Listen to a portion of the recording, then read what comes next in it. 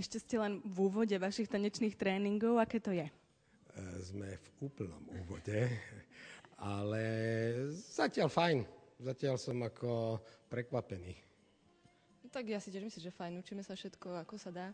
Tak sa snažíme prejsť toho čo najviac zatiaľ za ten mesiac, čo máme teraz a uvidíme. No. Ako si spokojná s tanečným partnerom, ktorého si dostala? Tak ja sa nesťažujem, spokojná som a uvidíme, ako to pôjde. No. Aký ste tanečník? Ja neviem, asi nie celkom tak, čo ja viem, 4, 3 mínus, tak asi. Pohybujeme sa v tej stupnici do 5, hej? Pohybujeme sa v stupnici do 5, samozrejme. A však sme ešte na začiatku, toho sa nedá ešte hodnotiť teraz. Tak ale skúsenosti s plesou sú a tak predpokladám, že tanec vás baví, keď ste to zobrali. Tanec ma baví, tanec bol totiž to v detstve ešte kedysi aj taký môj koníček. Sice iný, nie je spoločenský, s tým som v živote do styku neprišiel, ale s takými inými typmi tanca, ako volajú to, že moderný, výrazový, scénický.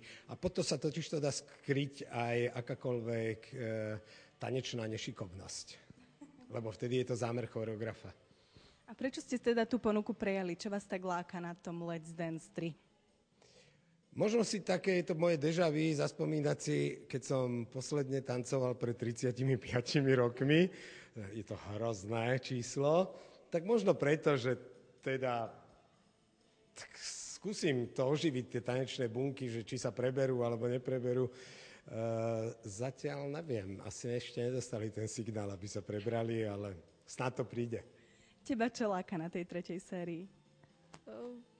Tak čo ma láka, tak už som vedela, do čoho idem, celkom som sa tešila. Tak mňa láka celkovo to, že teda sa tomu tancu rada venujem a som rada, že teda to môžem zase, no. Ako doma prijali to vaše rozhodnutie? Áno, idem tancovať. No, s rozpakami. Veľkými.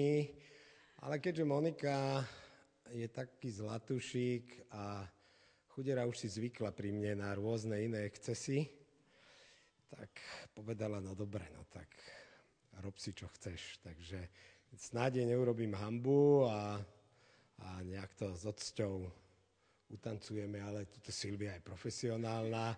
A ja aj chápem týchto tanečníkov, že to je, jak keď vyrezávali buratína, že on mal proste poleno a netušil, čo z neho vytesá.